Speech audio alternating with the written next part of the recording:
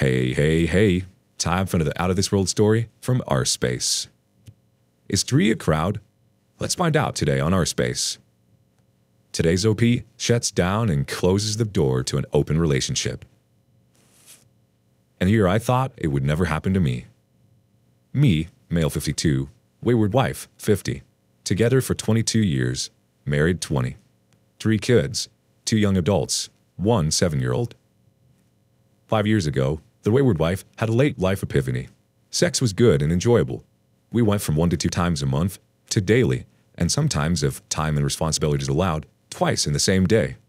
The activities included seductive nudes sent to my phone or email, and cutesy stuff, hearts and smileys reminiscent of our earlier days in relationship before kids.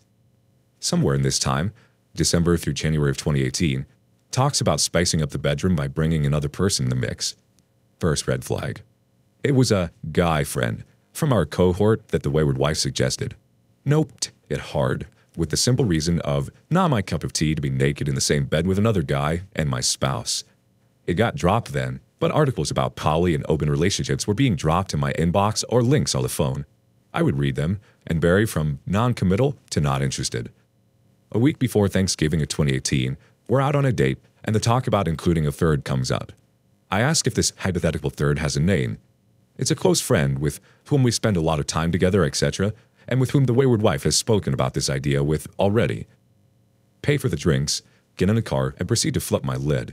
1. I never agreed to this. 2. For any such conversation, I should have been present and not told after it was decided. 3. No. Literally. The holidays sucked for all, but it was one of the best weight loss programs for all adults in the house. Around February of 2019, we get our crap together and talk it through. She's repentant and remorseful, admits poor judgment, and understands why I am not okay about the deceit, as well as the whole idea. She got it. Sex life took a hit. We managed to find a new place, at least once a week, but the spark and lust were subdued. Earlier this year, a parent that I had a difficult relationship passed unexpectedly. I was there for a planned 4 days, stayed for 45 and a funeral. My baggage started resurfacing, especially some of the treatments that I experienced to being of the safe one, the second choice. As I'm starting to deal with this craft milkshake of the soul, wayward wife starts to be withdrawn, always on electronics, limited conversation, and only about the basics. I'm at a place to deal with my loss, and now this? Okay. I get on her machine after midnight when the house is all quiet, and there's nothing in recent email or on Facebook and on phone messages. There's activity, but nothing that points to coded or otherwise hidden messages. I check the time frames of 2017 to 2018. Bingo. I find sent emails to the friend from her with the same spicy pictures I was getting at the same time. Facebook Messenger for the same period is full of good mornings, smiley faces, hearts and flirting between them, video chats from 5 to 15 minutes. Wayward wife was starting a business and friend would stop by for coffee or lunch daily as he could. At the time, he was there to help and advise. Flip of lid, part 2. The idiot awakens. Got the 20K volts coursing through me all night. Could not sleep, sit, just paced. Around 6 a.m., wayward wife wakes and asks what's wrong. I open the laptop lid and show her the highlighted emails with her naked pics to the friend's email. No inbox, just sent files. I asked how she would react as she found out I had pictures of a naked woman on my machine and that they were of a time period covering at least 10 months prior to what I said was a silly mistake. I pointed out that she did lie. She did have at least an emotional affair with the now verified affair partner, and it was deliberate. Trust was lost, and any statement from her at this point would be suspect to its truth. The first apologies of the wayward wife ended in the trash can as she started to vomit. I asked why she did not tell me of this 4 years ago. We would have dealt with this already. I told her I'm taking the day to think about it and sharing because it can happen to anyone. None of us are special. And here I thought it would never happen to me. Update. Today is day of firsts. The outpouring of support and trauma shared is staggering. I find myself glad and sorry that I'm not alone in my experiences. Thank you to all for the advice, comments, and suggestions from readings to step-by-step playthroughs. I have replied to individuals, but it's worth updating all and clarifying some points before the update. She did have a miscarriage that was a bloody affair that we rushed to the ER for, with her soaked in her own blood. It was verified as such by the trauma staff and OBGYN at the hospital. It was early first trimester. No way to tell who the father was. This was early 2018. got snapped shortly after. Sex life was still on the red-hot stage of things. I have heard from several of you that the DNA test route is a good idea. It's yet another truth that has been challenged today. Affair partner is single, has been divorced for at least as long as we are married. Racially, we're European stock. He's mostly African American and Native American. He's very well spoken, charming, and educated. Wayward spouse was engaged in minority community outreach and education for years, as was affair partner. Wayward spouse, nascent business, was with an actual storefront. Sure, there were spaces where that two adults could be intimate in. If there is a will, there's a way. Affair partner runs his own consultancy and makes his own hours. Flexible schedule, it has small business experience. Offered to help at the startup and was an advisor. Again, legitimate reasons to be there plus time. Business was started in the fall of 2015. Storefront opened in winter of 2016. Closed shop spring of 2019. Good idea, bad execution. In retrospect, Wayward spouse had her mind and focus elsewhere. And yes, the more I reread this text, the more of the calamity this man was for us. After spending the day in disbelief, anger, and errand voltage running through me, I came home. My insides are playing death metal while outwardly, I whistle easy listening tunes. Wayward spouse is on the couch collapsed in on herself. She tried to get up to greet me and I just pointed my hands at her. She sits. I grab the chair as far from the couch as I can. I inform her that I'm with one foot out the door. I will decide which direction to move in the relationship based on what she does next. I tell her that since she's the mother of the kids, and out of respect for our time together, I will endeavor to keep nastiness on my part to a minimum. I remind her it's more fair than she deserves, and it's because of my self-respect, not her actions. Because of her effed up upbringing and the abandonment she experienced, I tell her not to be afraid of me disappearing. I tell her that if I leave, she will be explicitly told. I also let her know that her presence in the house is at my discretion at this point. She has luggage and can be told to leave if at any point she disrespects me or tries to lie. We discuss how to tell the kids. She wants to tell them that it's the fight from 2018. I remind her how one of the then teens stopped speaking to her and how she would be a pariah once again in the house. She starts crying and I remind her if she did this. I will talk to the kids and with her there. She shook her head and cried. In return, to begin with, start with the no contact letter to affair partner. Start the timeline on paper.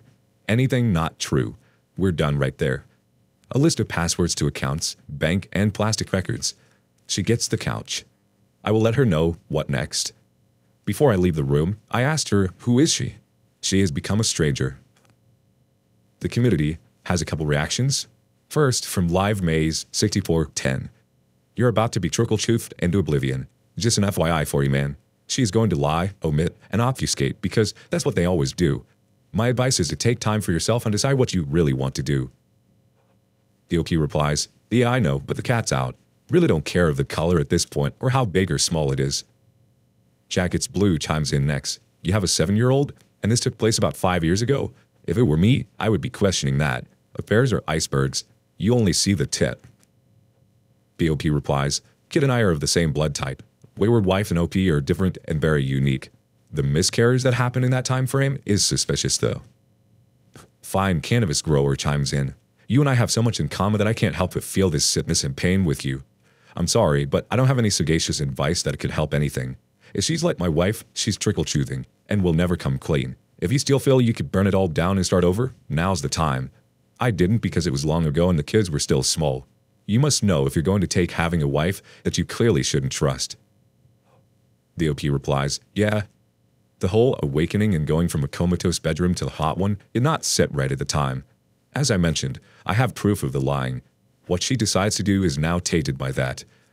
I'm sorry that you two had this experience. Granok chimes in next. What you know is only what you found, which is not at all only the tip of the iceberg. Do you think that they only chatted friendly when they met during a time when they had already exchanged nudes? First thing you should do is go to a doctor and get tested for STDs. Then, distance yourself from her and take your time. You need more than a day to process what she did and to separate the woman you thought she was from the woman she actually is. Tell her to use that time to write down everything she did with that guy and why she liked the idea so much to humiliate you by bringing her secret lover not only into your bed, threesome idea, but even into your life, open poly marriage. She also needs to write down why she was okay with losing you and your marriage, which is something she accepted when she started her affair. She knew what might happen if you find out. Stay away from alcohol and drugs. They won't help you. Instead, start doing sports or go for long walks. It will help a little to sleep at night. Tell her that she can sleep on the couch or in the guest room since she is no longer welcome in your bedroom until you made a decision. Let her face some of the consequences on what she did right away. You are worth so much more than to be treated this way. The OP replies, "Thank you. Don't drink or self-medicate when upset. I need to think of the kids as well. I see the written admission timeline as punitive. She at the least had an emotional affair, probably a physical affair of some sort. The STD was done because I felt bad for the miscarriage and got a vasectomy. Little did I know at the time. So yeah, I need a few days just for the shaking to subdue." Part 2. While going to the wayward spouse's phone, I found her text file with all her passwords to her accounts, Facebook, email accounts, Apple account, etc. So one more piece of intel. I have not been this angry, hurt, and confused in my adult life. I found all the things that I held as hard truths to be null. It's surreal having the person with whom you build a life with being asked to write a no-contact letter to her affair partner. It's even more surreal for the wayward spouse to not argue when I've been asking her to do things. I asked her to also provide me with the affair timeline. Based on what she wrote, I would decide on my next steps. This all the morning after. I got myself to work and got sorted there with management about time off. My manager was understanding and gave me no problems. I started going through wayward spouse's social media chats with the affair partner and started seeing a pattern of flirting and daily conversations from January 18th to almost June 19th. After that, there were more conversations between them, but mostly about a project that the two of them had been engaged for a while. There were 2 dates in the text lineup on March 19th and one on April 19th. The first was flirting between them where affair partner was commenting about wayward spouse's lips and how he loves kissing her. She replied back with heart emojis and how she cannot wait to see him in the morning. This was during the time that I was away on a trip with 2 younger kids visiting family. Screenshot number 1. The second exchange was wayward spouse telling affair partner that she's sorry for hurting his feelings, but they need to keep it just to the project. Screenshot number 2. Send both screenshots to wayward spouse via text and asked that she include those in the timeline. She starts explaining over text that they're not what they seem. I text to her to just put the explanation in the timeline. Finish a couple tasks at work and head home. Wayward spouse is sitting on the couch reading a book. I ask her how the timeline is coming along. She looks up and says she'll work on it when she has time in the evening. She looked like she was crying, but is putting on a brave face. I'm irritated by this. I can't interpret her stance. It could be I don't want to do this, it's not important, or can't base it, and you're not the one in charge. This is not a game. Send a text to my friend, letting her know that I need an exit and shelter in place. Guy confirmation and ETA. Grab my laptop, charger cables, etc. Toiletries, and bug out bag. Get the text from friend that says ETA is 2 minutes, as I asked. Walked into the room with wayward spouse and asked when the timeline will be done. She says she's going to work on it that evening. I let her know that she can concentrate better without me there and that I will be back home when the timeline is complete. And exit stage right. She's left mouth agape as I walk out. I had a timeline in my email inbox in 40 minutes. On the very first of the versions, half of the timeline were apologies, excuses, and reasons that made no sense. It took several days of edits and pointing the inconsistencies in the narrative. I wanted to drive home the time this was hidden, so I sent her a document that I had asked her to fill out because of her jumping around in her story. It was really a list of all the months from September to 17 of June of 2022. She started her timeline from September of 17, but the first set of spicy pics she sent me and continued on from there, with focus after the blowout we had, when she announced her desire to open the marriage up and have an affair with the affair partner. She felt ashamed and sorry for her actions in November of 2018 and did not speak to the affair partner until after the holidays. Sometime in January of 18, while we were working towards reconciliation, she started speaking with him again, and he was supportive of her and understood where she stood. He asked her if she would like to drop out of their project, and she said no, as it was very important to her as a project in general. During that time, they continued to spend time together, but would no longer tell me about it. When I had noticed this, I had asked affair partner why he was no longer around as much. Not that I minded, and he said that he was spending more time with his son, who was now staying with him. In providing support for their soft breakup that was our fight and almost breakup in November of 18 with wayward spouse, they got closer, rekindled, and continued with their emotional affair. The highlight was the texts of the screenshot I caught, where the two of them apparently shared an intimate kiss for the first time, sometime on March of 19. After that, they continued having encounters when they could, that were mostly making out and some petting over the clothing. Wayward spouse apparently was feeling quilt and shame and broke it off with what was the aftermath in the conversation that got caught in April 19 in text. When I had a cohesive timeline, I sent it to the affair partner and asked him what he had to say for himself. He responded with how sorry he was and that he never should have engaged in that relationship and how sorry he was. He would tell me anything else, but I needed to find out what happened. Told him that Wayward Spouse and I were talking about a sexual misconduct complaint against him. Truth was, we had never talked about it, but I knew the organization he worked for and the project the two of them were involved in and how damaging any such publicity would be. He sang like a canary and gave the Wayward Spouse up without a fight. Right under the bus. He admitted that she approached him, that he knew my reservations, but thought I could be open-minded. Wayward Spouse was to him a friend who truly understood the social issues of his life and felt he could speak to her with an open heart because she understood him. Yeah, I know. I had the same reaction when I read that. He was sorry for the damage and was ashamed for lying and keeping it a secret. I called him a snake in the grass and how I was not there to give him an absolution. From their timelines, I gathered that they were on and off and confused as to when it was just an emotional affair or just working on a project, and even the physical affair parts were strained, with him leading most of the time and her being active at first, then passive towards the end. He said he was sorry. I told him to keep the F away from us, at least while I'm in the picture. Getting enough information between Wayward Spouse and affair partner, I think I got a pretty good idea of the truth to what happened. It was an emotional affair that got started from the Wayward Spouse attraction to affair partner, his role in pursuing and in some cases manipulating the Wayward Spouse. The lying that they both engaged during the time it was supposedly over. Lies, betrayal, and more lies. Had the talk with a couple of lawyers who pretty much said the same things. The most really honest one was the last one I saw, who upfront told me that the post-nuptial agreement I was looking for would not make sense in the northeast of the US because of how long we had been together. There would be no alimony, but the support that I would have to be would be more than half my paycheck. To his recommendation, it was not the worst he had seen, so he would rather we spend the money on counseling versus legal fees. Either way, if we were to divorce, the process would cost as much as the post-nut, so not a win there either. The night before my return home, I got quite drunk with my friend at her house, where 3 bottles of wine died for our sins, and my body not so gently reminding me that I'm 52, not 25. She's one of my best friends, even though attractive as hell, never made a move as I was always involved. She's also good for the ego and took care of me emotionally and physically when I could not eat. Nothing like a Valkyrie telling you to eat or else. During my time away from home, I kept in touch with the kids and offered to listen to anything they had to say. 7-year-old was the hardest to speak with, as they cannot understand but knew something was wrong. The day before my return home, visited over the house and had the conversation with the Wayward Spouse. I set what I expect on a table. 1. She's to get a job. Enough living on my dime and saving the world one social program at a time. There will be no reconciliation for a year. 2. During this time, we're in counseling, individual and couple, so I can get answers as to why. Also because no matter what, we're tied together because of the kids and need to deal with each other. 3. There will be no physical contact. Bought a bunk bed for the 7-year-old room so she can move in, and I get the bedroom. Meanwhile, I get the couch, which is fine. 4. Because of all this, she has caused me to question what relationships are. Not sure if this relationship is what I want or Wayward Spouse is the right person for me anymore.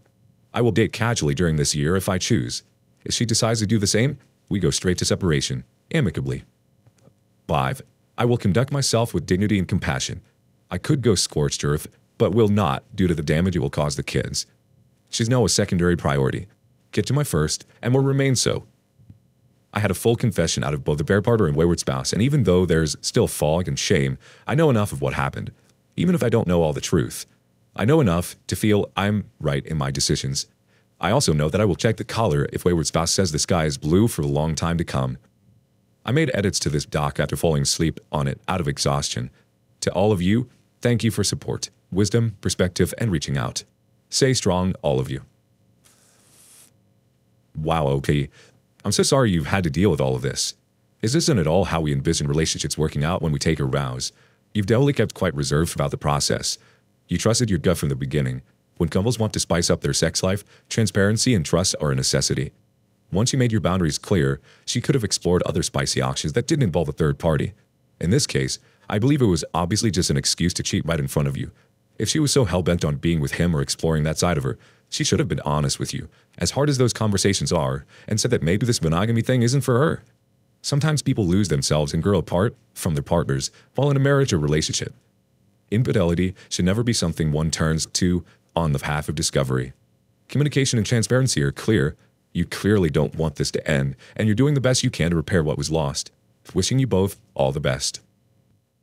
And as always, thank you for joining us today on Our Space. Don't forget to like and subscribe and hit the notification bell so you don't miss out on our next video. While you're at it, please let us know what you thought of today's content. See you soon.